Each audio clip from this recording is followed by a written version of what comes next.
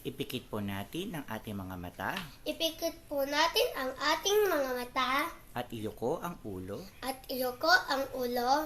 Panginoon, Panginoon, maraming salamat po maraming salamat po sa araw na ito, sa araw na ito, sa aming year-end party. sa aming year-end party. Salamat po Salamat po sa pagkain sa pagkain at sa mga magulang at sa mga magulang na nagluto na nagluto at naghanda at naghanda ng masasarap na pagkain. na masasarap na pagkain.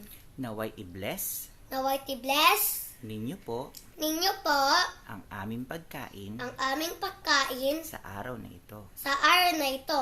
In Jesus' name, In Jesus' name, Amen. Amen.